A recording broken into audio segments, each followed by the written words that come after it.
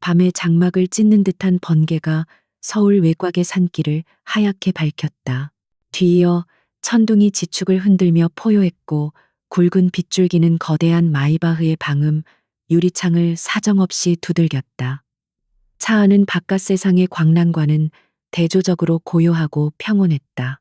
부드러운 가죽 시트의 냄새와 은은한 방향제 향기가 섞여 그만의 제국을 이루고 있었다. 유진 그룹의 총수 강지우는 굳은 표정으로 정면을 응시하고 있었다. 그의 짙은 눈썹 아래 날카로운 눈은 방금 끝난 지루한 이사회 회의의 잔상을 좇는 듯했다. 경쟁사의 도발적인 신약 개발 소식과 내부의 미묘한 권력 다툼은 그에게 약간의 피로감을 안겨주었지만 그 감정은 수면 아래의 빙산처럼 결코 겉으로 드러나지 않았다. 그에게 감정이란 비즈니스 세계에서 가장 불필요하고 거추장스러운 사치품일 뿐이었다. 그는 오직 데이터와 논리 그리고 결과로만 모든 것을 판단했다. 빗길, 운전의 위험성 따위는 잘 닦인 독일제 세단의 성능과 자신의 통제력에 대한 믿음 아래 사소한 변수로 치부되었다. 그의 인생에서 통제 불가능한 변수란 존재해서는 안 되었다. 어둠 속에서 갑자기 나타난 눈부신 불빛에 그가 미간을 찌푸렸다. 마주오는 대형 트럭의 전조등이었다. 상식적으로 이런 좁은 산길에서 트럭이 과속하는 경우는 드물었다. 하지만 지우는 대수롭지 않게 여기며 스티어링 휠을 살짝 트럭일 한쪽으로 차를 붙였다. 그러나 그의 예상과 달리 트럭은 속도를 줄이기는커녕 오히려 가속 페달을 밟는 듯했다. 순간 지훈의 온몸에 소름이 돋았다. 짐승 같은 직감이 뇌리에 경고, 신호를 보냈다. 이것은 단순한 난폭 운전이 아니었다. 명백한 사리를 품은 돌진이었다. 그는 반사적으로 스티어링 휠을 꺾으며 충돌을 피하려 했지만 이미 너무 늦었다. 거대한 쇳덩어리가 그의 차 측면을 굉음과 함께 들이받았다. 끔찍한 금속 파열음이 귀를 찢었고 세상이 몇 바퀴나 도는 듯한 착각 속에 그의 몸이 공중으로 떠올랐다. 안전벨트가 어깨를 파고들고 에어백이 터지며 그의 얼굴을 강타했다. 산산조각 난 유리 파편들이 비처럼 쏟아져 내렸다. 차체는 종이장처럼 구겨지며 가드레일을 들이받고는 그대로 어두운 낭떠러지 아래로 굴러떨어졌다. 의식이 꺼져가는 마지막 순간 강지훈의 머릿속에는 단 하나의 생각만이 스쳐 지나갔다. 배신. 이것은 사고가 아니었다. 자신의 제국 안 가장 가까운 곳에 도사리고 있던 독사의 소행임이 틀림없었다. 칠흑 같은 어둠이 그의 눈앞을 덮었고 빗소리와 함께 모든 것이 침묵 속으로 잠겨들었다. 얼마나 시간이 흘렀을까. 차갑고 축축한 감각이 지훈의 꺼져가던 의식을 희미하게 깨웠다. 빗물인지 피인지 모를 액체가 얼굴을 타고 흘러내렸다. 으스러질 듯한 고통이 온몸을 잠식하고 있었다. 부러진 다리는 감각조차 무뎠고 머릿속은 안개가 낀 것처럼 몽롱했다. 그는 자신이 아직 살아있다는 사실조차 겨우 인지할 수 있었다. 구겨진 차체 틈으로 새어 들어오는 빗물이 그의 체온을 무자비하게 빼앗아갔다. 죽음의 그림자가 바로 턱 밑까지 다가와 그의 숨결을 차갑게 식히고 있었다. 평생을 정점에서 군림해 온 그가 이제는 이름 모를 산골짜기에서 한 마리 짐승처럼 비참하게 죽어가고 있었다. 허무함과 분노가 뒤섞인 감정이 희미하게 끌어올랐지만 그것을 표출할 힘조차 남아있지 않았다. 그때였다. 어둠 속에서 무언가 부스럭거리는 소리가 들려왔다. 지훈은 남은 힘을 다해 눈꺼풀을 들어 올렸다. 빗줄기 사이로 희미한 사람의 형체가 보였다. 구부정한 허리에 남루한 옷차림비에 젖어 엉망이 된 머리카락. 영락없는 불황자의 모습이었다. 사고 현장에서 쓸만한 것을 훔치러 온 시체털이범일지도 모른다고 생각했다. 그 형체가 조심스럽게 다가와 구겨진 차문 틈으로 안을 들여다보았다. 지훈은 경멸과 경계심이 뒤섞인 눈으로 그를 노려보았지만 목에서는 그르렁거리는 소리만 새어 나올 뿐이었다. 형체는 잠시 그를 살피더니 놀랍게도 얇은 쇠막대 같은 것을 이용해 찌그러진 문을 억지로 비틀어 열기 시작했다.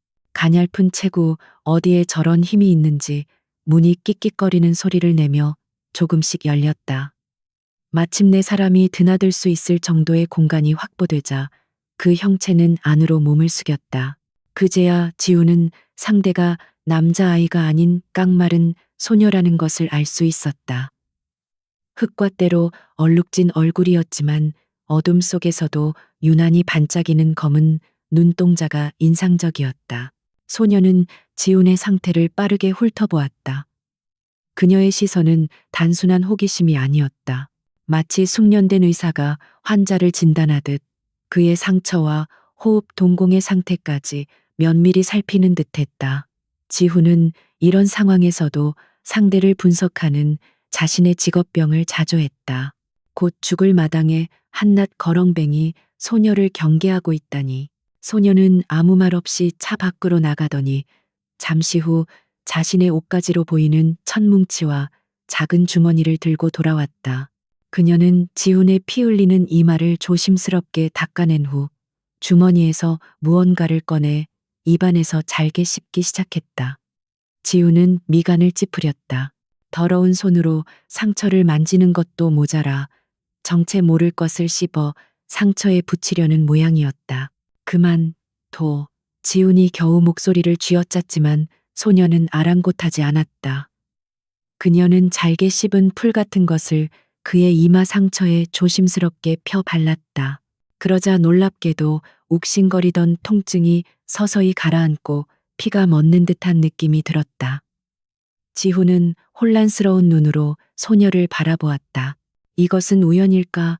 아니면 민간요법 같은 것일까? 소녀의 시선은 그의 다리로 향했다. 기괴한 각도로 뒤틀린 다리는 누가 봐도 심각한 골절상이었다. 이대로 두면 과다출혈이나 쇼크로 죽게 될 것이 뻔했다. 소녀는 다시 밖으로 나가 주변을 살피더니 부러진 나뭇가지 몇 개를 주워왔다. 그리고는 자신의 허름한 겉옷을 길게 찢어 붕대처럼 만들었다. 그녀의 행동에는 한치의 망설임도 없었다. 마치 수백 번은 해본 일인 것처럼 침착하고 신속했다. 그녀는 나뭇가지를 부목처럼 그의 다리 양쪽에 대고 찢은 옷가지로 단단히 고정하기 시작했다. 뼈가 제자리를 잡는 듯한 극심한 고통에 지우는 이를 악물었지만 신음소리조차 제대로 내지 못했다. 소녀는 지훈의 목에 있는 동맥을 짚어 맥박을 확인하고는 잠시 무언가 고민하는 듯했다. 이대로 비를 맞게 두면 저체온증으로 위험해질 것이라 판단한 모양이었다. 그녀는 다시 한번 지훈의 육중한 몸을 이끌고 차 밖으로 빼내려 안간힘을 썼다. 소녀의 깡마른 몸으로는 불가능해 보이는 일이었지만 그녀는 포기하지 않았다. 결국 그녀는 지훈의 상반신을 끌어내는 데 성공했다. 비에 젖은 흙바닥에 차가운 감촉이 등을 파고들었다. 지훈은 이제 모든 것을 체념한 채 자신의 목숨을 이름 모를 소녀의 손에 맡기고 있었다. 유진 그룹의 총수 강지훈이 인생의 가장 밑바닥에 있는 존재에게 구원받고 있는 이 아이러니한 상황을 그는 몽롱한 의식 속에서 받아들여야 했다. 소녀는 어디선가 구해온 넓은 비닐 조각을 이용해 임시 거처를 만들고 그를 그 아래로 힘겹게 옮겼다. 쏟아지는 비를 겨우 막을 수 있는 초라한 공간이었다. 그녀는 다시 그의 곁에 쭈그려 앉아 그의 상태를 살폈다. 그녀의 검은 눈동자는 빛 속에서도 꺼지지 않는 등불처럼 고요하게 빛나고 있었다. 지훈은 마지막 남은 힘을 다해 입을 열었다. 누구냐? 그의 목소리는 갈라지고 미약했지만 소녀는 분명히 들었다. 소녀는 대답 대신 그저 묵묵히 그를 바라볼 뿐이었다. 그녀의 얼굴에는 동정심도 두려움도 그 어떤 감정도 읽을 수 없었다. 오직 해야 할 일을 할 뿐이라는 듯한 무표정한 침착함만이 감돌았다. 그 침착함이 오히려 지훈에게 기묘한 안정감을 주었다. 죽음의 문턱에서 그는 처음으로 타인에게 온전히 자신의 목숨을 의탁하고 있었다. 그것도 사회의 가장 낮은 곳에 있는 존재에게. 의식이 다시 아득해져 왔다. 차가운 빗소리와 함께 소녀의 희미한 실루엣이 그의 마지막 시야에 남았다. 그는 이 밤이 자신의 인생을 송두리째 바꿔놓을 것이라고는 상상조차 하지 못한 채 깊은 잠인지 혹은 죽음인지 모를 심연으로 빠져들었다. 강지훈의 의식이 수면 위로 떠오른 것은 축축하고 퀴퀴한 냄새 때문이었다. 곰팡이와 젖은 흙 그리고 낯선 약초가 뒤섞인 듯한 냄새가 코를 찔렀다. 익숙한 가죽과 방향제 향이 아닌 생경하고 원초적인 냄새였다. 그는 무거운 눈꺼풀을 힘겹게 들어 올렸다. 시야에 들어온 것은 고급스러운 저택의 실크 벽지가 아닌 거칠고 차가운 콘크리트 천장이었다. 천장 곳곳에는 물이 새어나온 자국이 얼룩져 있었고 멀리서 들려오는 차량 소리가 둔탁한 진동으로 전해졌다. 상황 파악을 위해 몸을 일으키려던 순간 다리에서부터 머리끝까지 뻗치는 끔찍한 고통에 그는 비명을 삼켰다. 자신의 다리는 깔끔하게 부목이 되어져 있었고 값비싼 맞춤, 정장 대신 낡았지만 깨끗한 면 옷이 입혀져 있었다. 그제야 그는 자신이 어디에 있는지 어렴풋이 짐작할 수 있었다. 다리 밑 도시의 소음과 분리된 버려진 공간이었다. 한쪽 구석에는 작은 모닥불이 타오르고 있었고 그 옆에 웅크리고 앉은 인형이 보였다. 어젯밤 빗속에서 자신을 구해낸 그 거렁뱅이 소녀였다. 소녀는 작은 냄비에 담긴 무언가를 나뭇가지로 젓고 있었다. 씁쓸한 약초 냄새는 바로 그 냄비에서 피어오르고 있었다. 기억이 파도처럼 밀려왔다. 배신, 충돌, 그리고 추락. 분노가 피와 함께 역류하는 듯 했다. 그는 즉시 이 상황을 통제해야만 했다. 그의 세상에서는 언제나 그가 명령하고 타인이 복종했다. 이런 더럽고 무력한 상황은 단일 초도 견딜 수 없었다. 그는 목소리를 가다듬고 권위적인 음성으로 입을 열었다. 내 휴대폰은 어디 있지? 그의 목소리는 생각보다 잠겨 있었지만 명령조의 어투는 여전했다. 소녀는 잠시 그를 돌아보았지만 아무 대답 없이 다시 냄비로 시선을 돌렸다. 그 무시에 가까운 반응에 지훈의 미간이 좁혀졌다. 그는 평생 이런 취급을 받아본 적이 없었다. 그는 인내심을 잃고 목소리를 높였다. 꼬마야, 내 말 안 들리나? 당장 내 전화기 가져와. 그리고 구급차를 불러. 네가 원하는 건 뭐든지 주겠다. 돈집 평생 먹고 살 걱정 없게 해줄 수 있어. 그러니 시키는 대로 해. 그는 돈이면 무엇이든 해결할 수 있다고 믿었다. 특히 이런 하층민에게는 돈보다 더 확실한 수단은 없다고 생각했다. 소녀는 마침내 하던 일을 멈추고 자리에서 일어났다. 그녀는 나무 그릇에 검고 걸쭉한 액체를 담아 그에게 다가왔다. 지훈은 그녀가 자신의 제안에 넘어왔다고 생각하며 거만한 표정을 지었다. 하지만 소녀의 입에서 나온 말은 그의 예상을 완전히 빗나갔다. 전화기는 없어요. 사고 현장에서 이미 사라졌더군요. 그리고 구급차를 부르는 건 자살행위입니다. 그녀의 목소리는 나이에 맞지 않게 차분하고 단호했다. 지우는 어이가 없다는 듯 헛웃음을 쳤다. 자살행위, 지금 내가 무슨 말을 하는지 알고 있나? 나는 유진그룹의 강지훈이다. 나를 해치려는 자들이 있다면 그들은 내 경호원들과 경찰에 의해 즉시 처리될 거다. 그러니 헛소리 말고 구급차나 불러. 소녀는 그의 발치에 약 그릇을 내려놓고는 감정 없는 눈으로 그를 마주 보았다. 강지훈 씨, 당신을 해치려는 자들은 경찰이나 경호원 따위는 신경 쓰지 않는 사람들입니다. 어젯밤 사고 현장은 오늘 아침 제가 다시 가봤을 때 흔적도 없이 깨끗하게 치워져 있었습니다. 마치 아무 일도 없었던 것처럼요. 경찰 기록에도 없는 유령 사고인 셈이죠. 소녀의 말은 비수처럼 날아와 지훈의 심장에 밝혔다.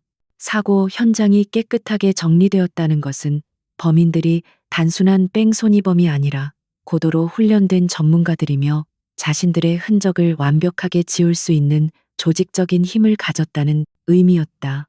그가 살아있다는 사실을 알게 되면 그들은 반드시 다시 찾아올 것이다. 병원은 그들이 가장 먼저 수색할 장소였다. 지우는 순간 말을 잃었다. 머리가 복잡하게 돌아가기 시작했다. 소녀의 말이 맞다면 그는 지금 세상으로부터 고립된 채 적들의 추적을 피해야 하는 상황이었다. 자신의 이름과 지위는 이제 보호막이 아니라 오히려 적들을 끌어들이는 표적이 될 뿐이었다. 하지만 이 모든 분석을 고작 거렁뱅이 소녀의 입에서 듣고 있다는 사실을 인정하기 싫었다. 네가 뭘 안다고 짓거리는 거지. 혹시 나를 여기 가둬두고 돈을 더 뜯어내려는 속셈인가? 그의 목소리에는 의심과 경계심이 가득했다. 그의 세계에서는 순수한 선이란 존재하지 않았다. 모든 행동에는 반드시 대가가 따랐다. 소녀는 그의 의심에 아무런 동요도 보이지 않았다. 그녀는 그저 조용히 말했다. 당신이 죽으면 전 아무것도 얻지 못해요. 하지만 당신이 살면 언젠가 제게 빚을 갚을 기회가 생기겠죠. 선택은 당신 몫이에요. 저 약을 마시고 여기서 조용히 회복하며 다음을 계획할지, 아니면 지금 당장 세상에 당신이 살아있다고 소리쳐서 암살자들을 불러들일지. 그녀의 논리는 너무나도 명확하고 냉정해서 반박할 여지가 없었다. 지훈은 입술을 깨물었다. 평생을 남에게 명령만 하던 그가 이제는 선택을 강요당하고 있었다. 그것도 자신의 생사를 담보로 한 선택을. 그는 발치에 놓인 검은 약 그릇을 내려다보았다. 역한 냄새가 코를 찔렀지만 그는 이것이 현재 자신을 살릴 유일한 동아줄이라는 것을 본능적으로 알았다. 무력감이 온몸을 덮쳤다. 제국의 왕좌에 앉아 세상을 호령하던 그가 이제는 어둡고 축축한 다리 밑에서 이름 모를 소녀의 처분에 맡겨진 신세가 되었다. 그는 평생 느껴보지 못했던 굴욕감에 몸을 떨었다. 하지만 이성과 생존 본능이 그의 오만한 자존심을 억누르고 있었다. 지금은 살아남는 것이 최우선이었다. 복수는 그 후에 해도 늦지 않았다. 그는 천천히 팔을 뻗어 약 그릇을 집어들었다. 소녀는 그의 행동을 말없이 지켜보고 있었다. 지훈은 잠시 망설이다가 눈을 질끈 감고 그 끔찍하게 쓴 액체를 단숨에 들이켰다. 약이 목구멍을 타고 넘어가는 순간 마치 불덩이가 몸속으로 들어오는 듯한 뜨거운 감각이 온몸으로 퍼져나갔다. 약 기운 때문인지 아니면 극심한 피로와 정신적 충격 때문인지 그의 의식이 다시 흐릿해지기 시작했다. 그는 약 그릇을 떨어뜨리고 거친 숨을 몰아쉬었다. 소녀는 익숙하다는 듯 다가와 그의 이마를 짚어 열을 확인하고 낡은 담요를 그의 목까지 덮어주었다. 그녀의 손길은 차가웠지만 이상하게도 거부감은 들지 않았다. 잠이 들기 직전 지훈의 흐릿한 시야에 모닥불 앞에 다시 앉아 묵묵히 약초를 다듬는 소녀의 모습이 들어왔다. 세상과 단절된 이 작은 공간에서 소녀는 마치 태초부터 그 자리에 있었던 것처럼 고요하고 단단해 보였다. 그는 깨달았다. 이 초라한 행색의 소녀가 가진 침착함과 지혜는 자신이 평생 돈으로 쌓아 올린 그 어떤 성벽보다도 견고하다는 것을. 그는 처음으로 자신의 통제력이 미치지 않는 미지의 존재 앞에서 잠이 들었다. 시간은 강지훈이 평생 경험해 보지 못한 속도로 흘러갔다. 그의 세상에서 시간은 분과 초 단위로 쪼개져 효율성이라는 이름 아래 철저히 관리되는 자원이었다. 하지만 이 다리 밑의 작은 왕국에서 시간은 해가 뜨고 지는 것, 그리고 모닥불의 불씨가 사그라들고 다시 타오르는 것으로만 그 흐름을 가늠할 수 있었다. 낮과 밤의 경계는 희미했고 오직 끔찍한 고통과 쓴 약, 그리고 간헐적인 수면만이 반복될 뿐이었다. 처음 며칠간 지우는 극심한 고열과 통증에 시달렸다. 부러진 뼈와 내부 장기의 손상이 한꺼번에 염증 반응을 일으키며 그의 몸을 불태웠다. 의식이 오락가락하는 와중에도 그는 소녀가 쉴 새 없이 움직이는 것을 느낄 수 있었다. 그녀는 차가운 물수건으로 그의 몸을 닦아주었고 정체 모를 약초를 끓여 억지로 그의 입에 흘려넣었다. 그녀의 손길은 거칠었지만 정확했고 행동에는 조금의 주저함도 없었다. 지훈이 조금 정신을 차렸을 때 그는 소녀가 그의 팔에 가늘고 긴 침을 놓고 있는 것을 발견했다. 그는 기겁하며 몸을 비틀려 했지만 쇠약해진 몸은 그의 의지를 따라주지 않았다. 지금 뭐 하는 짓이야? 그가 쉰 목소리로 소리쳤지만 소녀는 눈길 한 번 주지 않고 침을 놓는 것에만 집중했다. 그녀의 손가락은 놀랍도록 섬세하고 정교하게 움직이며 정확한 혈자리를 찾아 침을 꽂았다. 놀랍게도 몇 개의 침이 더 놓이자 들끓던 열이 서서히 내리고 머리를 짓누르던 두통이 가라앉는 것이 느껴졌다. 지훈은 불신에 가득 찬 눈으로 소녀를 바라보았다. 한의학, 그가 경영하는 유진그룹의 최첨단 생명공학 연구소에서는 미신과 동급으로 취급하는 분야였다. 과학적 근거가 부족하고 비논리적이라는 이유에서였다. 하지만 지금 그는 자신의 몸으로 그 효과를 직접 체험하고 있었다. 그의 지식 체계에 균열이 가기 시작했다. 그는 이 소녀 윤서연이라는 이름조차 모르는 이 존재를 그저 운이 좋았던 거렁뱅이로 치부할 수 없게 되었다. 그녀는 약초의 이름을 줄줄 꿰고 있었고 그것들을 어떤 비율로 섞어야 하는지, 언제 채집해야 가장 약효가 좋은지 본능적으로 알고 있었다. 그녀의 의술은 체계적인 교육의 결과물이 아니라 마치 몸에 새겨진 각인처럼 자연스럽고 본질적인 것이었다. 너 도대체 정체가 뭐냐? 어느 날 밤 지훈이 모닥불을 쬐며 물었다. 서연은 대답 대신 낡은 휴대폰 하나를 그에게 툭 던졌다. 10년은 좋게 넘어 보이는 구형 폴더폰이었다.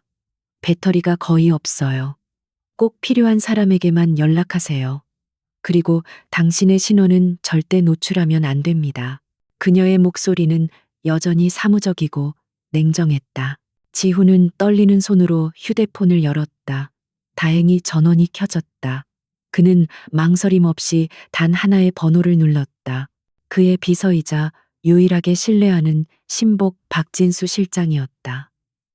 짧은 신호음이 가고 피곤에 지친 박 실장의 목소리가 들려왔다. 여보세요. 지훈은 목소리를 낮게 깔고 짧게 말했다. 나다 박 실장. 수화기 너머로 숨막히는 침묵이 흘렀다. 박 실장은 잠시 말을 잇지 못하다가 이내 떨리는 목소리로 되물었다. 회장님, 회장님이십니까? 정말 살아계셨군요. 그의 목소리에는 안도와 경악이 뒤섞여 있었다. 지훈은 그의 감상에 어울려줄 시간이 없었다. 내 말 잘 들어. 나는 지금 안전한 곳에 있다. 하지만 누구에게도 절대 이 사실을 알려선 안 돼. 회사 상황은 어떻지? 박 실장은 빠르게 상황을 보고하기 시작했다. 공식적으로 강지우는 개인적인 사정으로 인한 무기한 휴가 상태였다. 최진석 부회장이 회장 직무대행을 맡아 회사를 이끌고 있었고 이사회는 그의 통제하에 들어간 듯했다. 최진석은 강지훈의 갑작스러운 부재를 기회 삼아 자신의 사람들을 요직에 앉히고 기존의 프로젝트들을 재검토한다는 명목 아래 지훈의 영향력을 지워나가고 있었다. 특히 지훈이 심혈을 기울여 추진하던 희귀병 치료제 개발 프로젝트가 갑자기 중단되고 그 대신 최진석이 주도하는 새로운 항노화 신약 프로젝트 아테르나가 급부상하고 있다는 보고는 지훈의 심장을 차갑게 식혔다. 모든 것이 너무나도 치밀하고 신속하게 진행되고 있었다.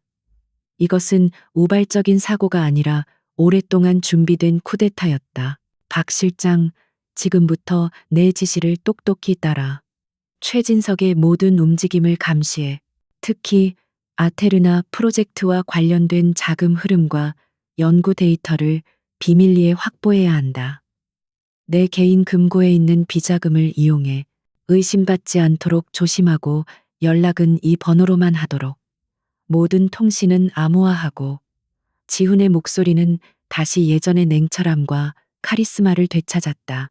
통화가 끝나자 휴대폰 배터리도 함께 방전되었다. 지훈은 차가운 분노를 씹어 삼키며 눈을 감았다. 배신의 규모는 그의 상상을 초월했다. 최진석은 단순히 회사를 차지하려는 것이 아니었다. 그는 강지훈이라는 존재 자체를 세상에서 지워버리려 했다. 살아남아야 할 이유가 더욱 명확해졌다. 그는 반드시 돌아가서 모든 것을 제자리로 돌려놓고 배신자들에게 피해 대가를 치르게 할 것이다. 그때 곁에서 약초를 다듬던 서연이 무심한 목소리로 물었다. 복수를 계획하는 건가요? 지훈은 그녀를 쏘아보았다. 그녀가 통화 내용을 엿들었을지도 모른다는 생각에 불쾌감이 치밀었다. 네가 상관할 바 아니다. 그가 퉁명스럽게 대답했지만 서연은 아랑곳하지 않았다. 복수는 뜨거울 때 하면 화상만 입어요. 차갑게 식혀서 해야 상대방의 뼛속까지 시리게 만들 수 있죠. 그녀의 목소리는 나이답지 않게 깊은 지혜와 한을 담고 있었다. 지우는 순간 말문이 막혔다. 마치 자신의 마음속을 꿰뚫어 보는 듯한 말이었다. 그는 이 소녀 역시 자신과 비슷한 상처와 분노를 품고 있을지도 모른다고 어렴풋이 짐작했다. 그날 이후 지훈의 태도는 미묘하게 변했다. 그는 더 이상 서연을 단순한 구원자나 거렁뱅이로 보지 않았다. 그는 그녀의 의술을 관찰하고 그녀의 행동 하나하나를 분석하기 시작했다. 그는 서연이 단순한 민간요법이 아닌 체계적인 이론과 철학을 가진 의술을 펼치고 있다는 것을 깨달았다. 그녀는 인체의 기혈순환을 이해하고 있었고 자연의 섭리를 이용해 병을 다스렸다. 그의 몸은 놀라운 속도로 회복되었다. 현대의학이라면 몇 달은 좋게 걸릴 중상이 불과 몇 주 만에 눈에 띄게 호전되었다. 지훈은 자신의 몸이 변하는 것을 느끼며 자신이 평생 믿어왔던 과학과 논리의 세계가 전부가 아닐 수도 있다는 생각을 처음으로 하게 되었다. 그리고 그 미지의 세계의 중심에 바로 이 이름 모를 소녀가 서 있었다. 그는 자신이 그녀에게 목숨뿐만 아니라 세상을 보는 새로운 눈까지 비치고 있다는 사실을 인정해야만 했다. 그의 복수는 이제 혼자만의 것이 아니었다. 강지훈의 몸이 회복될수록 그의 정신은 더욱 날카로워졌다. 그는 더 이상 침상에 누워 고통을 인내하는 환자가 아니었다. 그는 다시 포식자의 눈으로 세상을 보기 시작했다. 그의 첫 번째 사냥감은 바로 자신의 목숨을 구해준 신비로운 소녀 윤서연이었다. 그는 그녀의 모든 것을 관찰하고 기록했다. 그녀가 새벽 이슬을 맞으며 뜯어오는 약초의 종류, 돌절구에 약초를 찢는 손목의 각도, 약을 다리는 불의 세기를 조절하는 미세한 감각까지. 그는 서연의 의술이 단순한 경험의 산물이 아님을 확신하게 되었다.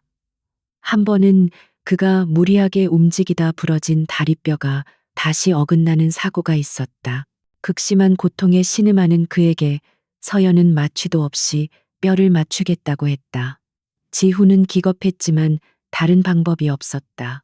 그녀는 그의 혈자리 몇 군데를 손가락으로 강하게 눌렀고 그러자 신기하게도 다리의 감각이 둔해졌다. 그녀는 눈을 감고 그의 다친 부위를 손으로 더듬으며 부러진 뼈의 형태를 머릿속에 그리는 듯 했다. 그리고는 한순간의 망설임도 없이 그의 다리를 잡고 비틀어 뼈를 맞추었다.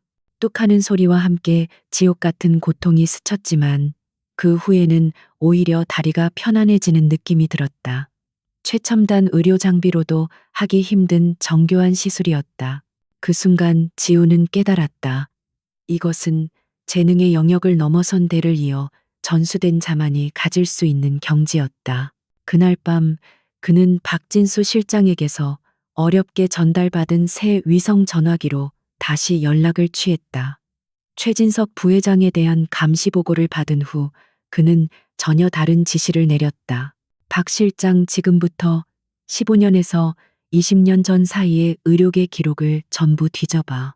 특히 전통의학 그 중에서도 약초를 이용한 세포 재생이나 해독 분야에서 독보적이었던 가문이 있었는지 알아봐줘. 박 실장은 의아했지만 토를 달지 않았다. 지훈은 말을 이었다. 갑자기 몰락했거나 불미스러운 스캔들에 휘말렸거나 혹은 의문의 사고를 당한 가문이 있다면 그게 내가 찾는 대상일 가능성이 높다. 관련된 모든 기사 논문, 심지어는 뜬 소문까지 샅샅이 긁어 모아. 이건 최 부회장 것만큼이나 중요한 일이야. 지시는 내려졌고 다시 기다림의 시간이 시작되었다. 지훈은 겉으로는 아무렇지 않은 척했지만 그의 머릿속은 복잡한 퍼즐 조각들로 가득 찼다. 그는 서연에게 몇 번이고 그녀의 과거에 대해 떠보았지만 그녀는 언제나 굳게 닫힌 조개처럼 입을 열지 않았다. 그녀의 검은 눈동자는 가끔씩 깊은 슬픔과 분노의 그림자를 비췄지만 그것은 언제나 찰나의 순간일 뿐이었다. 며칠 후 박 실장에게서 첫 번째 보고서가 암호화된 파일 형태로 전송되었다. 서울의 초고층 빌딩 자신의 사무실에서 박 실장은 먼지 쌓인 과거의 기록들을 파헤치고 있었다. 대부분은 세월의 흐름 속에 잊힌 평범한 이야기들이었다.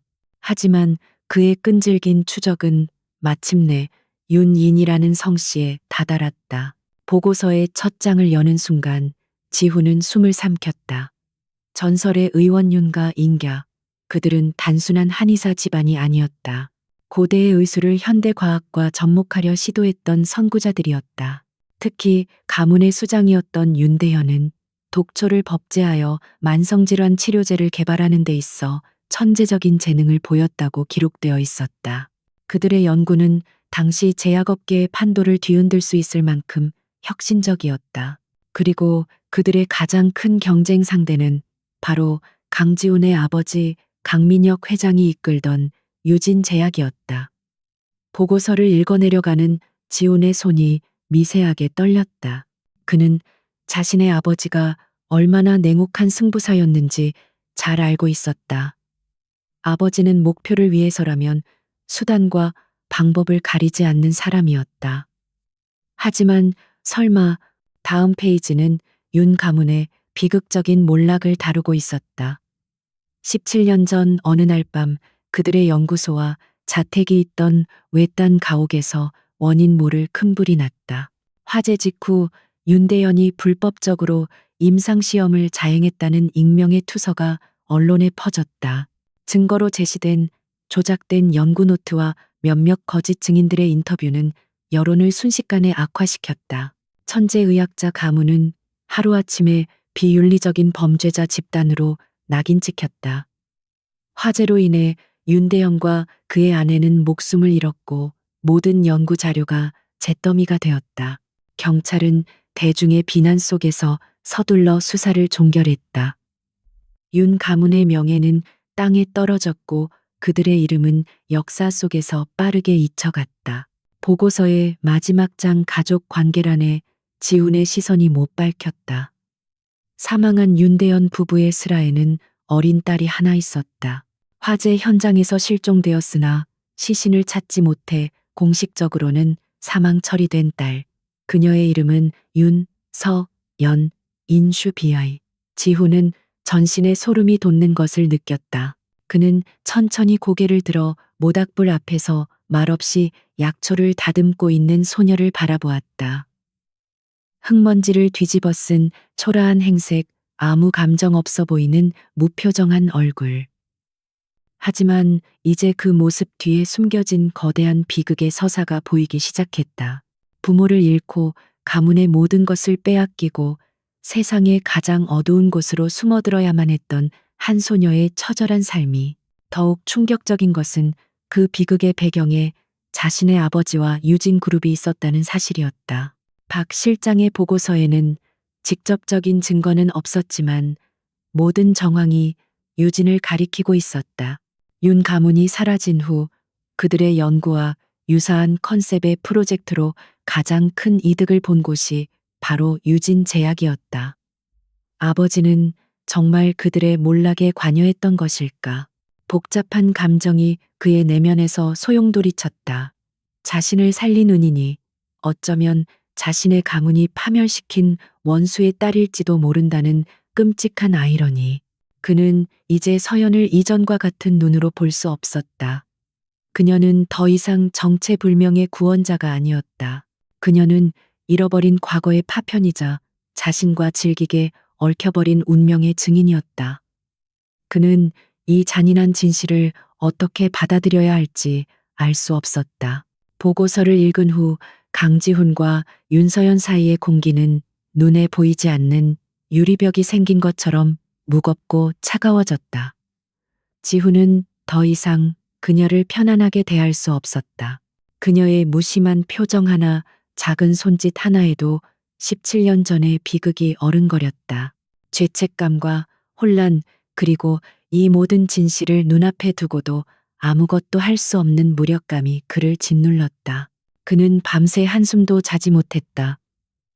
모닥불이 타들어가며 내는 소리가 마치 과거의 망령들이 속삭이는 소리처럼 들렸다. 그는 결심해야 했다. 이 끔찍한 진실을 묻어둔 채 그녀의 도움만 받으며 회복에 전념할 것인가, 아니면 모든 것을 걸고 판도라의 상자를 열 것인가. 강지우는 단 한 번도 후자를 선택하는 것을 망설여 본 적 없는 남자였다. 다음 날 아침 그는 서연이 아침 식사로 구운 감자를 내밀었을 때 그것을 받지 않았다. 대신 그는 조용히 입을 열었다. 그의 목소리는 그 어느 때보다 낮고 진중했다. 유진 제약은 과거에 아주 강력한 경쟁자를 두고 있었지.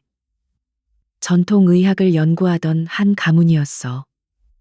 그들은 시대를 너무 앞서 나갔고 결국 비극적인 최후를 맞이했지. 그의 말에 감자를 깎던 서연의 손이 순간 멈칫했다. 그녀는 고개를 들지 않았지만 지훈은 그녀의 어깨가 미세하게 굳어지는 것을 놓치지 않았다. 그는 계속해서 말을 이었다. 마치 그녀의 반응을 살피는 외과 의사처럼 조심스럽게 메스를 대는 심정이었다.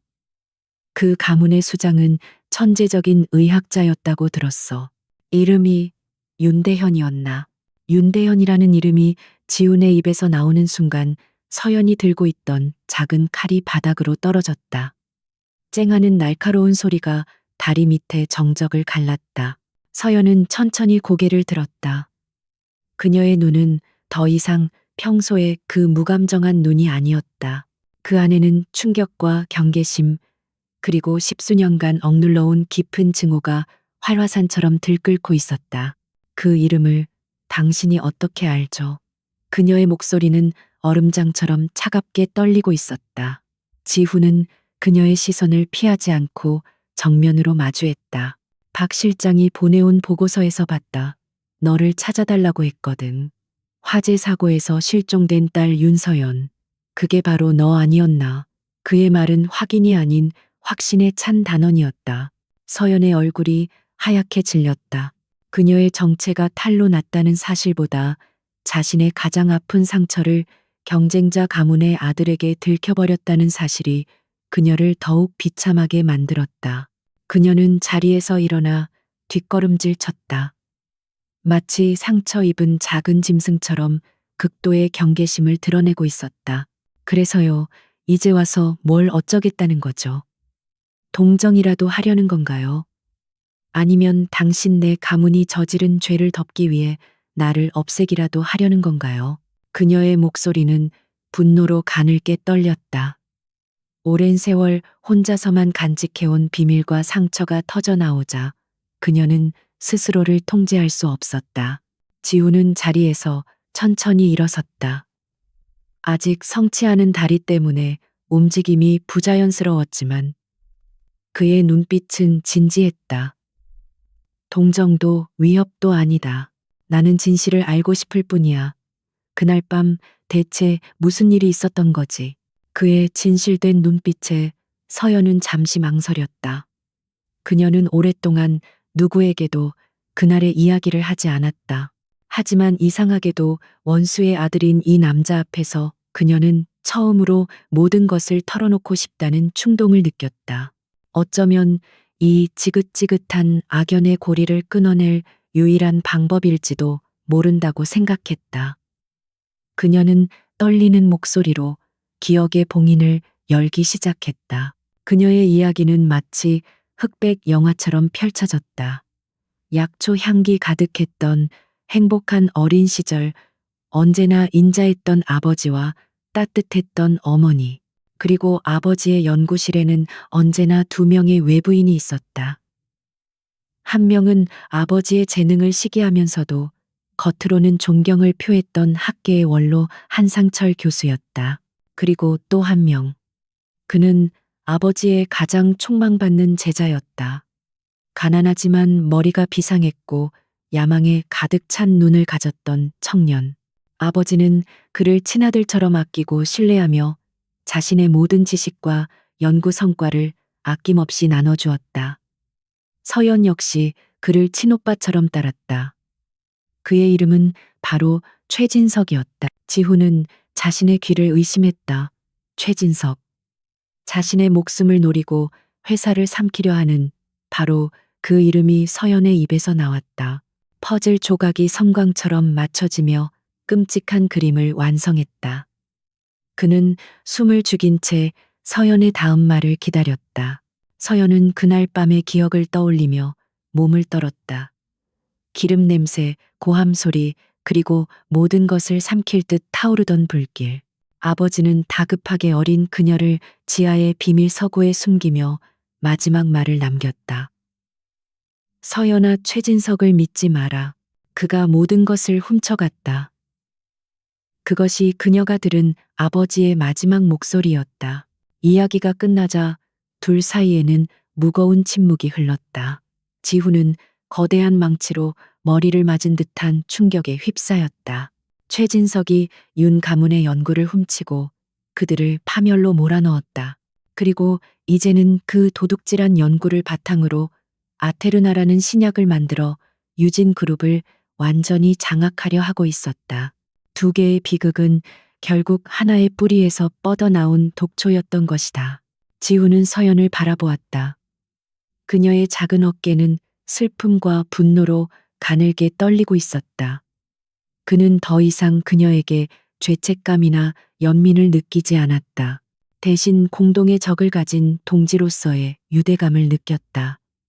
그는 서연에게 다가가 그녀의 어깨를 잡았다. 그의 손길은 투박했지만 그 안에 담긴 의지는 단단했다. 서연아, 최진석은 내게서 모든 것을 빼앗아갔고 내게서도 모든 것을 빼앗으려 하고 있다. 그는 이제 너와 나, 우리 공동의 적이야. 그의 목소리에 힘이 실렸다. 서연은 고개를 들어 그를 보았다. 그의 눈에서 이글거리는 복수심은 자신이 평생 품어왔던 그것과 너무나도 닮아 있었다. 우리가 힘을 합쳐야 한다. 너는 그들이 훔쳐간 연구의 진짜 주인이고 나는 그들의 제국을 내부에서 무너뜨릴 방법을 알고 있어. 내게는 진실이 있고 내게는 힘이 있다. 우리가 함께라면 최진석과 그의 배후 세력을 모두 끌어내릴 수 있어. 그는 단순히 복수를 제안하는 것이 아니었다. 그는 그녀에게 명예회복을 약속하고 있었다. 서연은 오랫동안 망설였다. 강씨 가문의 사람을 믿는다는 것은 평생의 신념을 저버리는 일이었다. 하지만 그녀는 강지훈의 눈에서 거짓을 읽을 수 없었다. 그는 자신과 같은 지옥을 경험한 사람이었다. 혼자서는 결코 이길 수 없는 싸움이라는 것을 그녀 역시 잘 알고 있었다. 그녀는 마침내 결심한 듯 작지만 단호한 목소리로 대답했다. 제가 뭘 하면 되죠?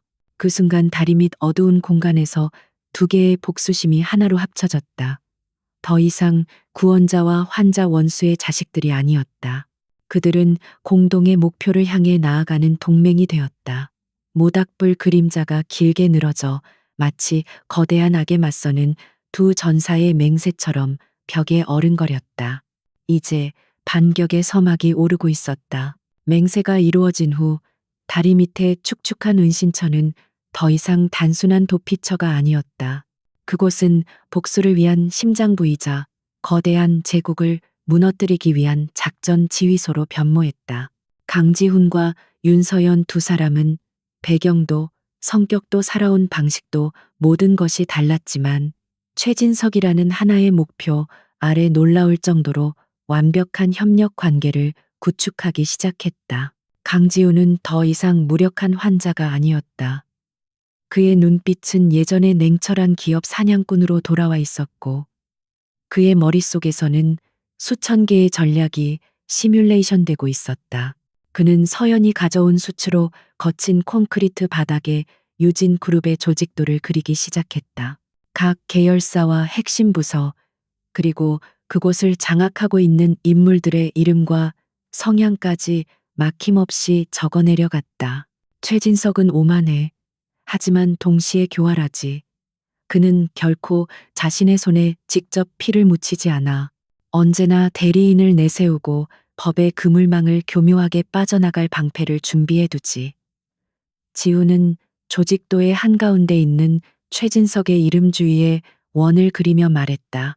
그를 무너뜨리려면 그의 가장 단단한 갑오신 돈과 명분을 동시에 빼앗아야 해. 그는 다시 박진수 실장에게 연락을 취했다. 이번 지시는 이전보다 훨씬 더 구체적이고 위험했다. 박 실장, 지금부터 자금 추적에 집중해. 최진석이 아테르나 프로젝트를 위해 끌어들인 투자금 회사 자금, 그리고 정부 지원금까지 모든 돈의 흐름을 샅샅이 파헤쳐야 해. 분명 유령 회사를 통해 비자금을 조성하고 있을 거다. 그 꼬리를 잡아. 지우는 잠시 말을 멈췄다가 더욱 중요한 지시를 내렸다. 그리고 R&D 센터에서 아테르나의 임상 샘플을 하나 빼내와야겠어. 누구도 눈치채지 못하게 아주 사소한 사고나 분실로 위장해서. 이건 우리의 가장 결정적인 무기가 될 거야. 박 실장은 수화기 너머에서 잠시 숨을 삼켰지만 이내 알겠습니다. 회장님이라는 단호한 대답을 보내왔다. 지훈이 내부의 적을 공략할 계획을 세우는 동안 서연은 외부에서 그들의 심장을 겨눌 비수를 갈고 있었다. 그녀에게 필요한 것은 아테르나의 실체였다.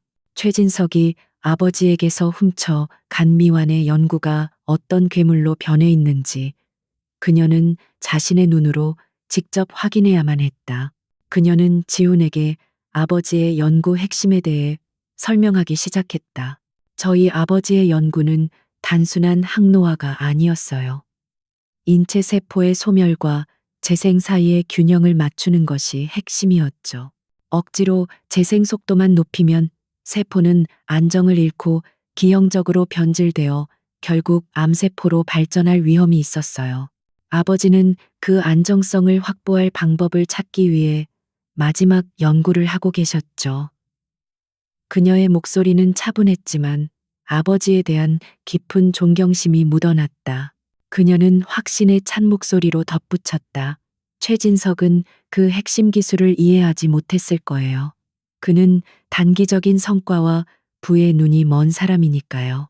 분명 불안정한 부분을 무시하고 눈에 보이는 회춘 효과만을 극대화했을 겁니다. 아테르나는 아마 인류에게 축복이 아닌 재앙을 가져다 줄 독약일 가능성이 높아요.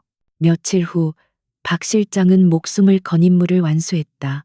연구소의 냉동 보관 시설에서 일어난 작은 전력 사고를 틈타 그는 철통 같은 보안을 뚫고 아테르나의 샘플 한 병을 빼돌리는 데 성공했다.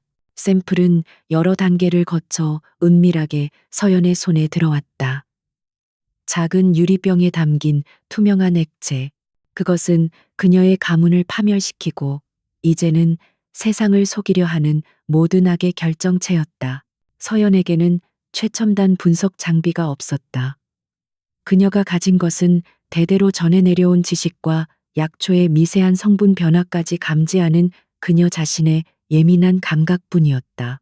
그녀는 샘플을 아주 소량 덜어내 물에 희석한 뒤 여러 종류의 약초 즙액과 반응을 살폈다. 어떤 약초는 액체와 섞이자 색이 검게 변했고 어떤 약초는 심한 악취를 풍기며 거품을 일으켰다.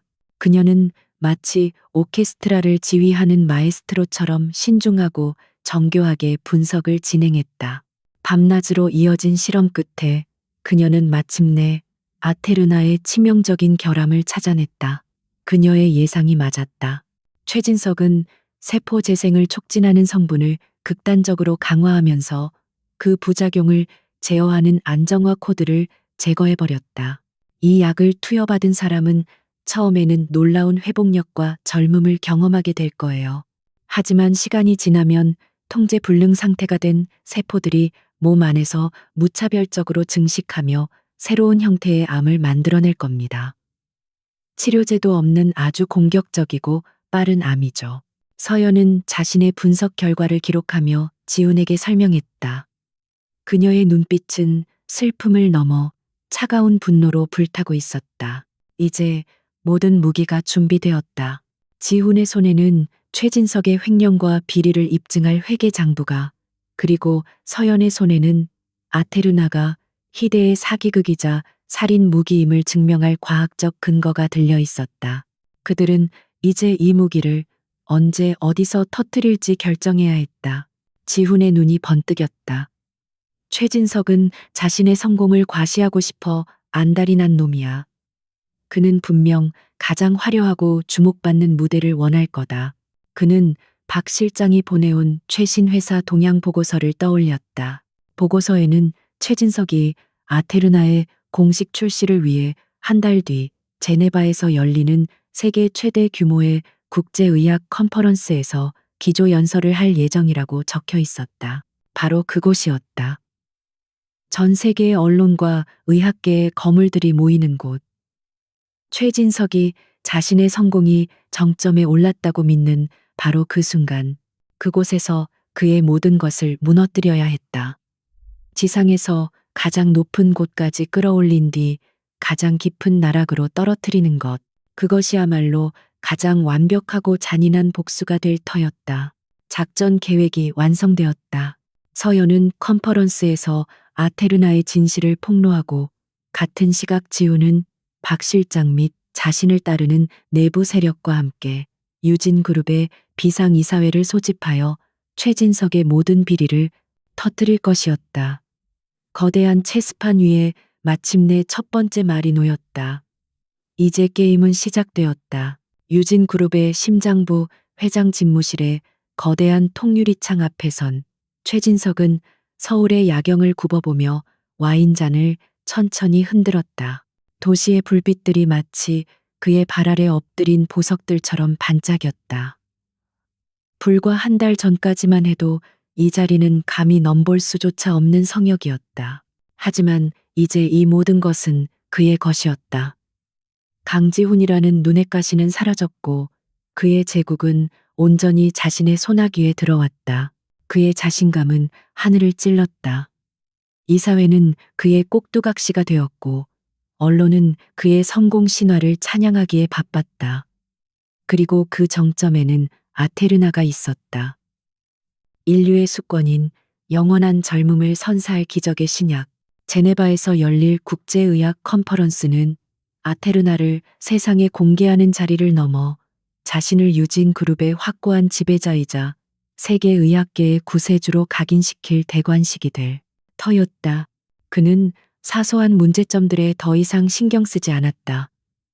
재무팀에서 올라온 몇몇 자금 흐름에 대한 의문 제기 보고서는 그의 책상 서랍 속으로 처박혔다. 연구팀 일부에서 제기한 장기 안정성에 대한 우려 역시 무시되었다. 그의 눈에는 오직 성공이라는 거대한 목표만이 보일 뿐이었고 그 과정에서 발생하는 작은 소음들은 거슬리는 파리 소리에 불과했다. 오만은 그의 시야를 가리는 가장 짙은 안개였다. 같은 시각 서울 외곽의 어두운 다리 밑에서는 또 다른 왕이 귀환을 준비하고 있었다. 강지훈의 몸은 거의 완벽하게 회복되었지만 그는 예전의 강지훈으로 돌아갈 수 없었다. 그의 얼굴과 이름은 이제 세상에서 가장 위험한 표적이 되어 있었다. 그의 귀환은 그림자 속에서 철저히 위장된 모습으로 이루어져야 했다. 그의 변신을 도운 것은 윤서연이었다. 그녀는 여러 약초를 끓이고 섞어 염색약을 만들어 그의 머리카락을 자연스러운 갈색으로 물들였다. 어떤 식물의 즙액은 그의 피부톤을 미세하게 어둡고 거칠게 만들었다. 그녀는 그의 머리를 짧게 자르고 값비싼 시계 대신 낡은 가죽 시계를 채워주었다. 가장 중요한 건 걸음걸이와 자세예요. 당신은 언제나 세상을 지배하는 사람처럼 걷죠. 이제부터는 세상에 쫓기는 사람처럼 걸어야 해요. 며칠 후 다리 밑 은신처에는 더 이상 유진그룹의 총수 강지훈은 없었다.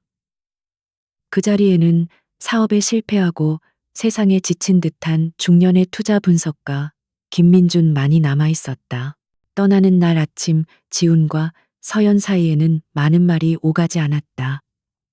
그들은 이미 수많은 밤을 새우며 계획을 완성했고 서로의 역할과 신뢰를 확인했다. 그들의 눈빛 교환 속에는 비장한 각오와 함께 동지애가 깃들어 있었다. 서울로 돌아온 지훈은 자신이 다스리던 왕국이 얼마나 낯설게 변했는지 실감했다. 모든 것이 그대로였지만 그 무엇도 예전 같지 않았다. 그는 더 이상 도시의 주인이 아닌 이방인이자 유령이었다. 그는 박진수 실장과 약속한 낡은 서점에서 접선했다. 자신을 보고도 알아보지 못하다가 목소리를 듣고서야 경악하는 박 실장의 얼굴을 보며 지훈은 자신의 변신이 성공적이었음을 확신했다. 박 실장은 지훈을 위해 완벽한 신분과 안전가옥을 마련해 두었다. 남산이 보이는 작은 오피스텔. 그곳이 새로운 작전 본부였다. 강을 건넌 졸은 이제 적의 심장부로 진격할 준비를 마쳤다. 지훈의 첫 번째 목표는 최진석에 의해 밀려난 자신의 세력을 다시 규합하는 것이었다. 그는 무너진 성벽의 돌들을 하나씩 다시 쌓아 올려야 했다. 첫 번째 대상은 선친 시절부터 유진에 몸담아온 김영호 이사였다. 우직하고 충성심 강한 그는 최진석의 독단적인 경영에 반발하다가 한직으로 밀려나 있었다. 지훈은 박 실장을 통해 그를 인사동의 한적한 찻집으로 불러냈다. 김 이사는 마지못해 자리에 나왔지만 자신의 앞에 앉은 남자가 죽은 줄 알았던 강지훈이라는 것을 깨닫고는 찻잔을 떨어뜨릴 뻔했다. 지훈은 모든 것을 털어놓았다. 사고의 진실, 최진석의 배신, 그리고 자신의 복수 계획까지. 김 이사의 눈에는 충격과 분노, 그리고 옛 주군에 대한 그리움이 뒤섞여 일렁였다. 그는 그 자리에서 떨리는 손을 내밀어 지훈의 손을 맞잡았다. 회장님, 살아 돌아와 주셔서 감사합니다. 이 늙은 몸 회장님을 위해 기꺼이 바치겠습니다. 천군만마를 얻은 순간이었다. 두 번째 목표는 재무 전문가인 이정민 이사였다. 그는 특정 파벌에 속하지 않는 현실주의자였지만 그의 날카로운 감각은 분명 최진석의 자금 운용에서 수상한 냄새를 맡고 있었을 터였다. 지훈은 그에게 충성심이 아닌 증거와 현실을 무기로 제시했다. 박 실장이 확보한 최진석의 비자금, 계좌 내역과 유령 회사 서류들을 그의 눈앞에 펼쳐 보였다. 이 이사의 얼굴은 하얗게 질렸다. 그는 이 배가 곧 침몰할 것이라는 사실을 깨달았다. 지훈은 그에게 선택지를 주었다. 이 배와 함께 가라앉을 것인가, 아니면 새로운 배에 올라타 반역자를 심판할 것인가. 이정민 이사는 긴 침묵 끝에 조용히 고개를 끄덕였다. 현실주의자는 언제나 이기는 편에 서는 법이었다. 마지막 목표가 가장 어려웠다. RD 센터를 총괄하는 오세연 전무. 그는 과학자로서의 양심이 투철한 인물이었지만 동시에 자신의 연구와 연구원들을 지켜야 한다는 책임감 때문에 최진석의 압박에 굴복하고 있었다. 지훈은 그에게 서연이 분석한 아테르나의 잠재적 위험성에 대한 데이터를 익명으로 전달했다. 며칠 후 오 전무는 극심한 심적 갈등 끝에 먼저 박 실장에게 비밀리에 연락을 취해왔다. 그는 자신의 의심이 사실이라는 것을 확인하고 싶어 했다. 마침내 지훈과 마주 앉은 그는 자신이 괴물을 만드는데 일조했다는 죄책감에 괴로워했다. 지훈은 그를 책망하는 대신 모든 것을 바로잡을 기회를 주겠다고 약속했다. 그렇게 강지훈의 비밀스러운 군대가 조직되었다. 그들이 움직이는 동안 최진석은 제네바에서의 화려한 데뷔를 준비하며 샴페인을 터뜨리고 있었다. 하지만 그는 알지 못했다. 자신의 발밑에서 그가 쌓아 올린 성의 기반이 조용히 그리고 확실하게 무너져 내리고 있다는 사실을. 강을 건넌 졸은 이제 왕의 목을 겨누는 비수가 되어 있었다. 스위스 제네바의 컨퍼런스 홀은 전 세계에서 모여든 의학계의 석학과 제약업계의 거물, 그리고 날카로운 질문을 준비하는 기자들로 가득 차 있었다. 공기 중에는 지적인 흥분과 미묘한 긴장감이 감돌았다. 모두가 유진 그룹이 야심차게 발표할 신약 아테르나를 기다리고 있었다. 인류의 오랜 숙권인 노화를 정복할 열쇠가 될지도 모르는 이 신약은 컨퍼런스의 가장 뜨거운 감자였다. 무대 중앙의 거대한 스크린에 유진 그룹의 로고가 떠오르자 장내는 조용해졌다. 잠시 후 완벽하게 재단된 슈트를 차려입은 최진석이 자신감 넘치는 미소와 함께 무대에 올랐다. 그의 곁에는 학계의 권위를 상징하는 한상철 교수가 그림자처럼 따라붙었다. 스포트라이트가 쏟아지자 최진석은 마치 세상을 구원할 영웅이라도 된 듯 두 팔을 활짝 펼쳤다. 신사숙녀 여러분, 오늘 우리는 역사의 새로운 장이 열리는 순간을 목격하게 될 것입니다. 그의 목소리는 달변가 특유의 자신감과 호소력으로 가득 차 있었다. 그는 인류가 직면한 노화와 질병의 고통에 대해 열변을 토했고 아테르나가 바로 그 모든 고통을 끝낼 해답이라고 선언했다. 그의 연설은 잘 짜인 각본처럼 청중의 마음을 사로잡았다. 화려한 영상이 스크린을 가득 메웠다. 아테르나를 투여받은 실험쥐들이 활력을 되찾고 노인들의 주름진 피부가 팽팽해지는 모습이 기적처럼 펼쳐졌다. 영상 속 인물들은 눈물을 흘리며 새로운 삶을 선물해준 유진 그룹에 감사를 표했다. 청중석에서는 감탄사와 함께 박수가 터져나왔다. 최진석은 그 열기를 만끽하며 자신의 승리를 확신했다. 같은 시각 무대 뒤편의 어두운 복도에서 윤서연은 굳은 얼굴로 모니터를 통해 그 광경을 지켜보고 있었다. 그녀는 더 이상 다리 밑에 초라한 소녀가 아니었다. 짙은 남색의 단정한 정장은 그녀의 지적인 분위기를 돋보이게 했고 단정하게 묶은 머리카락 아래 드러난 눈빛은 복수를 앞둔 검투사처럼 차갑고 날카롭게 빛났다. 그녀의 손에 들린 작은 USB에는 진실이라는 이름의 폭탄이 담겨 있었다. 손에 땀이 배어 나왔지만 그녀는 두렵지 않았다. 17년간 그녀를 짓눌러온 악몽을 끝낼 수만 있다면 그 어떤 대가도 치를 각오가 되어 있었다. 주머니 속의 휴대폰이 짧게 진동했다. 때가 됐다. 세상을 바꿔라. 강지훈이 보낸 짧은 메시지였다. 그녀는 깊게 심호흡을 한 뒤 빛이 쏟아지는 무대를 향해 발걸음을 옮겼다. 최진석의 발표가 절정에 달했다. 그가 아테르나의 성공을 자축하며 질의응답을 받겠다고 선언하는 순간이었다. 그때 장내의 스태프들이 예상치 못한 일이 벌어졌다. 한 여성이 조용하지만 단호한 발걸음으로 무대 아래에 설치된 질문자용 마이크를 향해 걸어나가고 있었다. 주최 측 요원이 그녀를 막으려 했지만 그녀의 눈빛에서 뿜어져 나오는 압도적인 기세에 주춤했다. 그녀는 마이크 앞에 서서 잠시 숨을 골랐다. 장내의 모든 시선이 그녀에게로 쏠렸다. 최진석은 예상치 못한 돌발 상황에 미간을 찌푸리며 누구냐는 듯한 눈으로 그녀를 쏘아보았다. 마침내 그녀의 맑고 힘있는 목소리가 컨퍼런스 홀 전체에 울려 퍼졌다. 제 이름은 윤서연입니다. 저는 고 윤대현 박사의 딸입니다.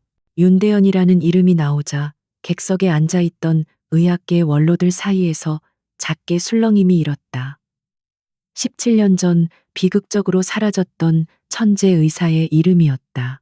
최진석과 한상철 교수의 얼굴은 순간 하얗게 굳어졌다.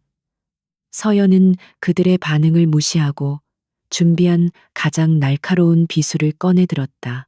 그리고 저는 오늘 아테르나가 기적의 신약이 아닌 희대의 사기극이자 치명적인 독약이라는 사실을 고발하기 위해 이 자리에 섰습니다. 그녀의 폭탄 선언의 장내는 물을 끼얹은 듯 조용해졌다. 이어서 거대한 충격의 파도가 모두를 덮쳤다. 기자들의 카메라 플래시가 미친 듯이 터지기 시작했고 장내는 순식간에 아수라장으로 변했다. 최진석이 이성을 잃고 저 여자를 끌어내, 저 미친 여자를 당장 무대에서 끌어내라고 소리치는 순간 무대 뒤편의 대형 스크린이 바뀌었다. 최진석의 화려한 발표 자료는 사라지고 낡고 빛바랜 연구 노트의 사진이 화면을 가득 채웠다. 그것은 바로 윤대현 박사의 친필 연구 노트였다. 화면은 곧이어 아테르나의 핵심 데이터와 윤 박사의 연구 데이터를 나란히 비교하는 자료로 바뀌었다. 서연은 지훈이 미리 심어둔 조력자의 도움으로 발표 시스템을 장악한 것이었다. 여러분께서 보시는 왼쪽이 제 아버지의 연구 원본이고 오른쪽이 유진 그룹이 훔쳐서 조작한 데이터입니다. 서연은 흔들림 없는 목소리로 조목조목 아테르나의 허구성을 파헤치기 시작했다. 그녀는 최진석이 아버지의 연구에서 세포의 안정성을 제어하는 핵심 코드를 의도적으로 누락했으며 그 결과 아테르나가 단기적으로는 극적인 효과를 보이지만 장기적으로는 통제 불능의 암세포를 유발하는 시한폭탄과 같다는 사실을 과학적 데이터로 입증했다. 그녀의 발표는 철저하고 논리적이었으며 반박의 여지가 없었다. 장내의 의학 전문가들은 그녀가 제시하는 데이터의 의미를 즉시 알아차렸다. 이것은 단순한 의혹 제기가 아니었다. 명백한 과학적 살인이었다.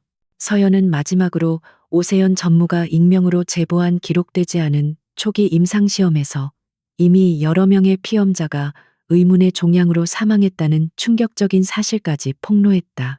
더 이상의 발표는 필요 없었다.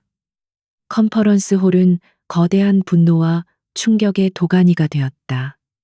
최진석의 대관식은 그의 공개 처형장이 되어버렸다. 그는 무대 위에서 횡설수설하며 미친 사람처럼 소리쳤지만 그의 말을 듣는 사람은 아무도 없었다. 한상철 교수는 이미 얼굴이 사색이 되어 무대 구석에 주저앉아 있었다. 보안 요원들이 서연을 향해 다가오고 있었다. 하지만 그녀는 이미 승리했다. 그녀는 17년간 짊어져온 진실의 무게를 세상에 내려놓았다. 그 진실은 이제 그녀의 손을 떠나 세상을 뒤흔드는 거대한 폭풍이 되어 모든 거짓을 집어삼킬 것이었다. 그녀는 자신을 향해 다가오는 제복들을 보며 17년 만에 처음으로 편안한 미소를 지었다. 폭풍은 이제 막 시작되었을 뿐이었다. 제네바의 컨퍼런스 홀은 거대한 벌집을 쑤셔놓은 듯한 혼돈에 휩싸였다. 윤서연의 폭로가 끝나자마자 수백 명의 기자들이 무대를 향해 벌떼처럼 몰려들었다. 최진석은 경호원들에게 둘러싸여 필사적으로 탈출을 시도했지만 분노한 질문과 경멸의 눈빛 그리고 쉴 새 없이 터지는 카메라 플래시를 피할 수는 없었다. 그의 완벽했던 가면은 산산조각 났고 그 아래에는 탐욕과 공포에 휩싸인 추악한 민낯만이 남아 있었다. 거짓말이야, 저 여자는 사기꾼이야. 기업 테러리스트라고 그는 미친 사람처럼 고함을 질렀지만 그의 목소리는 거대한 소음 속에 묻혀버렸다.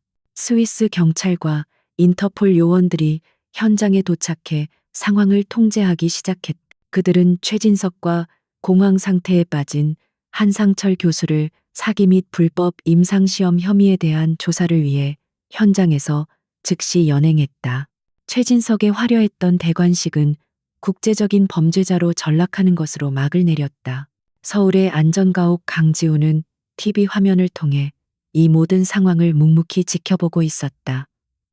그는 경찰의 보호를 받으며 연회장을 빠져나가는 윤서연의 당당한 뒷모습을 보았다.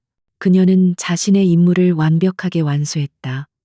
이제 남은 것은 그의 차례였다.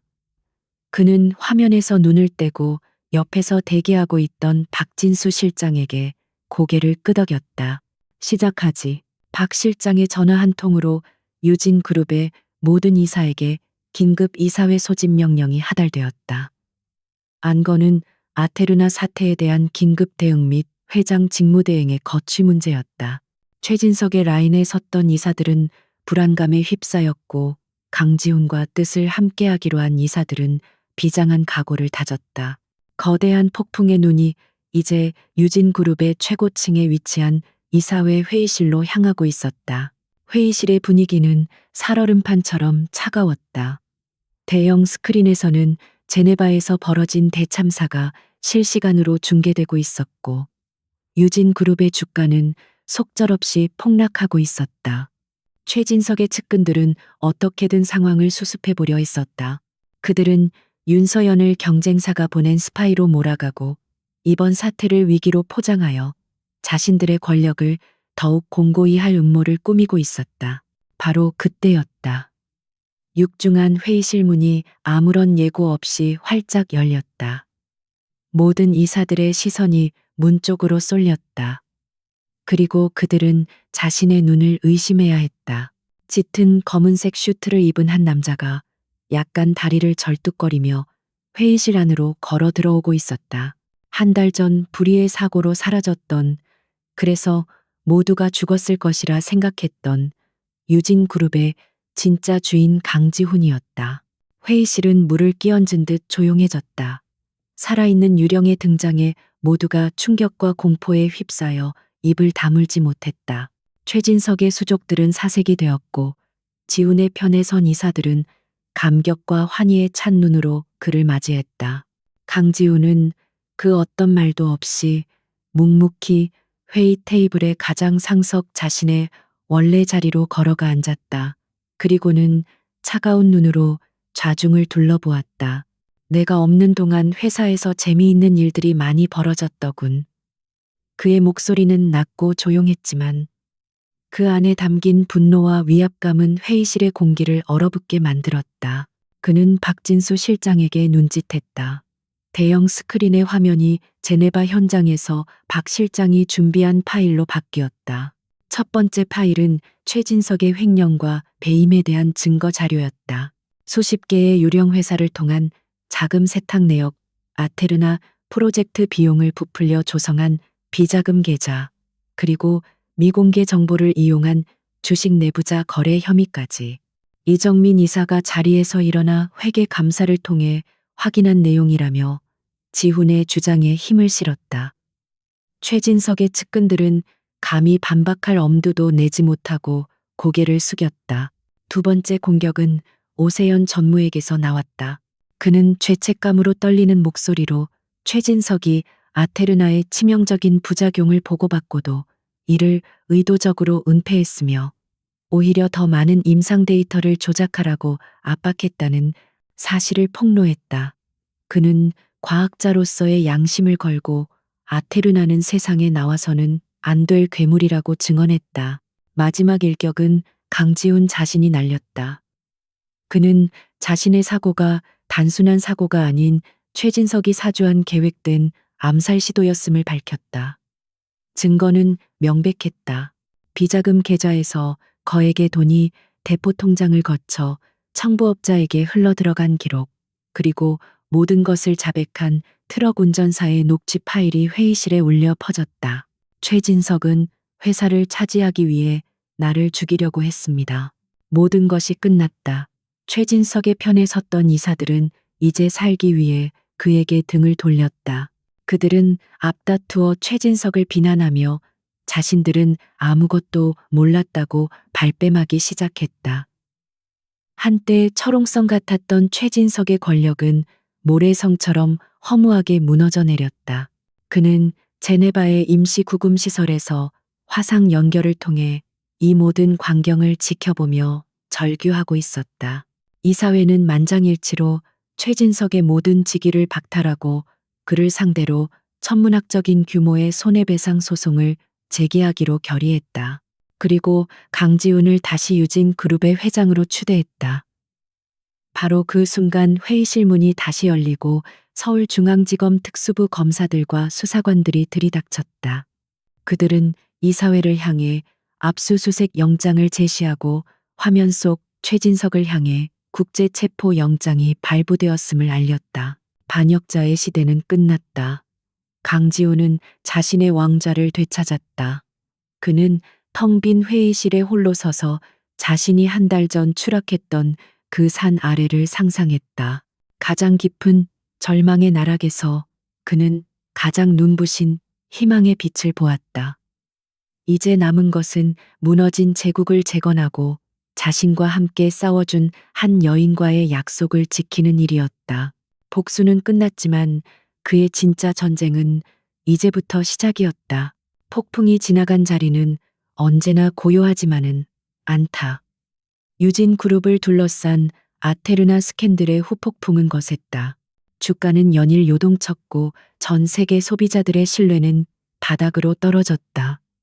돌아온 왕자는 편안한 안식처가 아니라 무너진 성벽을 재건해야 하는 고된 전쟁터였다. 그러나 강지훈은 예전의 강지훈이 아니었다. 그는 더 이상 숫자와 이익만을 좇는 냉혈한 군주가 아니었다. 그의 첫 번째 업무는 정화였다. 그는 그룹 내에 남아있던 최진석의 잔재를 무자비할 정도로 철저하게 도려냈다. 비리에 연루된 임원들은 모두 해임되었고 부패한 관행들은 뿌리 뽑혔다. 그 과정은 고통스러웠지만 썩은 살을 도려내지 않고서는 새 살이 돋을 수 없음을 그는 잘 알고 있었다. 그는 텅 비어버린 임원실들을 보며 두려워하는 대신 새로운 가능성으로 채울 수 있다는 희망을 보았다. 며칠 후 강지훈은 전 세계로 생중계되는 기자회견장에 섰다. 그는 준비된 원고를 옆으로 치우고 수백 개의 카메라 앞에서 깊이 허리를 숙였다.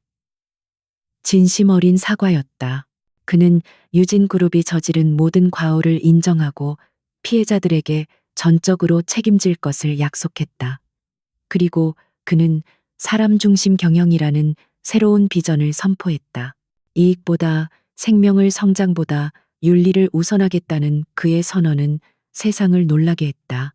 법의 심판은 신속하고 단호했다. 한국으로 송환된 최진석과 한상철 교수는 법정 최고형을 선고받았다. 살인 미수기업 스파이, 횡령 배임 증거 조작. 그들의 죄목은 끝이 없었다. 재판 과정에서 17년 전 윤 가문을 몰락시켰던 추악한 음모의 전말 또한 낱낱이 밝혀졌다. 마침내 정의는 제자리를 찾았고 오랜 시간 어둠 속에 묻혀있던 진실이 세상 밖으로 나왔다. 윤 가문은 공식적으로 모든 혐의를 벗고 명예를 회복했다. 언론은 과거의 오보를 사과하며 비운의 천재 의학자 가문의 이야기를 대서특필했다.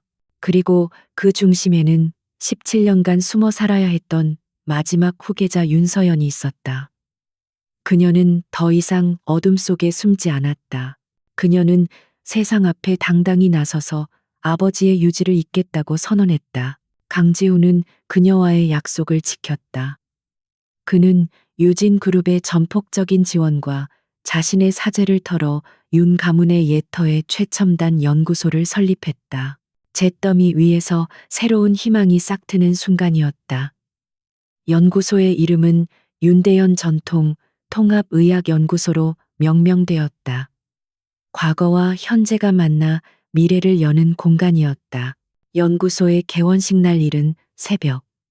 강지훈과 윤서연은 연구소가 한눈에 내려다 보이는 작은 언덕 위에 나란히 서 있었다.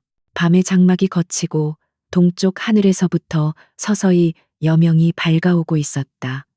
떠오르는 아침 해는 유리를 통해 반사되어 연구소 건물을 황금빛으로 물들였다. 그것은 마치 긴 밤이 끝나고 새로운 시대가 열림을 알리는 장엄한 신호탄 같았다. 믿기지 않아요. 이 모든 게 현실이라는 게. 서연이 작은 목소리로 속삭였다. 그녀의 눈에는 벅찬 감동의 눈물이 어려 있었다. 그녀는 더 이상 남루한 행색의 소녀가 아니었다. 하얀 가운을 입은 그녀의 모습은 지성과 품위가 넘치는 젊은 석학 그 자체였다. 그녀는 이제 세상을 치유할 준비가 된 진정한 의사였다. 지훈은 말없이 그녀를 바라보았다. 그는 그날 밤 비에 젖은 채 죽어가던 자신을 내려다보던 그녀의 검은 눈동자를 떠올렸다. 그 눈동자 속에서 그는 절망이 아닌 생명을 보았다. 그녀는 그의 육신뿐만 아니라 얼어붙었던 그의 영혼까지 구원했다. 그는 부드러운 목소리로 말했다. 당신이 내 목숨을 구했소. 서연은 고개를 돌려 그를 마주 보았다. 그리고는 옅은 미소와 함께 대답했다. 그리고 당신은 제 삶을 되찾아 주셨죠. 그들의 관계는 한마디로 정의할 수 없었다. 은인과 수혜자 동맹, 그리고 그 이상의 복잡하고 깊은 감정들이 그들 사이에 흐르고 있었다.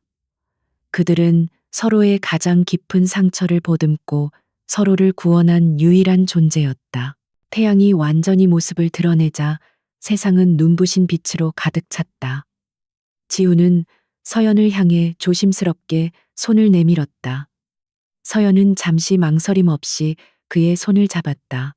그의 손은 따뜻하고 단단했다. 두 사람은 더 이상 아무 말도 하지 않았다.